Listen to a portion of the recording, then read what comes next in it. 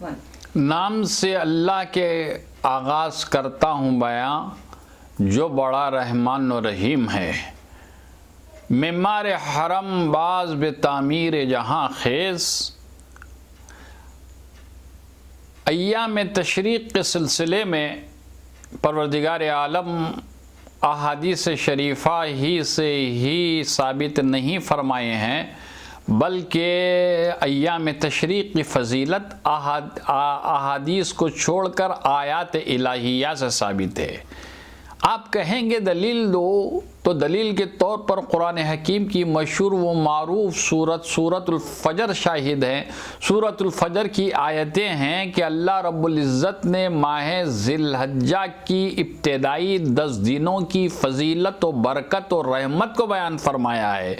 ارشاد رب العزت ہے کہ والفجر ولیال عشر والشفع والوتر۔ پروردگار عالم نے یہاں پر آیت کا آغاز واو سے کیا ہے۔ واو کی کتنی قسمیں ہیں؟ سوال یہ پیدا ہوتا ہے کہ واو کی کتنی قسمیں ہیں؟ واو کی قسموں کے سلسلے میں نحویوں نے، عربی کے نحویوں نے کئی قسمیں بیان کی ہیں کہ واو فاعل اور مفعول کی کیفیت کو دور کرنے کے لیے آتا ہے۔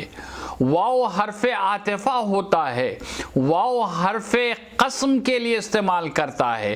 تو یہاں پہ واو عاطفہ نہیں ہے بلکہ واو قسمیہ ہے۔ پروردگار عالم قسم کھا رہے ہیں، ایک بندہ قسم کھاتا ہے، ایک اللہ قسم کھاتا ہے۔ اللہ جس آیت میں قسم کھاتے ہیں تو اس آیت کی فضیلت دو بالا ہو جاتی ہے۔ چنانچہ ارشاد گرامی ہے کہ والفجر ولیال عشر، قسم ہے فجر کی، لیل کی جمع ہے، عشر کہتے ہیں 10 دن کو۔ یہ ایام تشریق کی 10 دنوں کی فضیلت آیات الہیہ ثابت کر رہی ہیں۔ والشفع سے مراد عرفے کا دن ہے، والوتر سے مراد یوم النحر ہے۔ یہ بات میں اپنی طرف سے کہہ نہیں رہا ہوں بلکہ صاحب تفسیر کثیر نے بیان فرمایا ہے۔ 10 دنوں کی فضیلت احادیث شریفہ ہی سے ثابت نہیں ہے بلکہ آیات الہیہ سے ثابت ہے۔ ایام تشریق آ رہے ہیں، ایام تشریق کہتے کس کو ہیں؟ سوال یہ پیدا ہوتا ہے کہ ایام تشریق کہتے کس کو ہیں؟ ایام یوم کی جمع ہے، تشریق کے معنی الخاموس جو عربی کی مشہور و معروف لغت ہے، الخاموس میں یہ بیان آیا ہے، یہ ترقیم ہے، یہ رقم ہے کہ گوشت کو خشک کرنے کو تشریق کہا جاتا ہے، کہ ان 4 دنوں کے اندر گوشت خشک کیا جاتا ہے، اسی لیے ایام تشریق کہلائے جاتے ہیں۔ ایام تشریق کے سلسلے کے اندر فقہائے کرام نے اس کی تعریف یہ کی کہ 9 ذی الحجہ سے لے کر 13 ذی الحجہ کی عصر تک ہر فرض نماز کے بعد ہر مصلی پر، امام پر یہ واجب ہے کہ اللہ اکبر لا الہ الا اللہ، اللہ اکبر وللہ الحمد کہنا ہے۔ یہ ایام تشریق کہلائے جاتے ہیں۔ آپ سوال یہ کیجئے کہ کیا ایام تشریق کا پڑھنا صرف مرد حضرات ہی پر ہے یا عورتوں پہ نہیں ہے؟ تو فقہائے کرام نے عورت کو ایام تشریق پڑھنے کے لیے نہیں کہا ہے بلکہ مردوں کے اوپر واجب ہے کہ ہر فرض نماز کے بعد ایام تشریق کہنا چاہیے۔ قربانی تمام چیزوں میں بڑی فضیلت اور افضلیت رکھتی ہے۔ قربانی کے سلسلے میں پروردگار عالم فرماتے ہیں کہ انا آتیناک الکوثر فصلی لربک وانحر انا شانیک هو الابتر۔ پروردگار عالم سورہ کوثر میں نماز اور قربانی کی طرف توجہ دلا رہے ہیں، بلکہ یہ سورہ کوثر ہی میں نہیں بلکہ سورہ فجر میں پروردگار عالم ارشاد فرما رہے ہیں کہ والفجر ولیال عشر والشفع والوتر۔ قربانی کے دن اللہ کے رسول محمد عربی صلی اللہ علیہ وسلم نے ارشاد فرمایا جو صاحب استطاعت ہے وہ قربانی دے.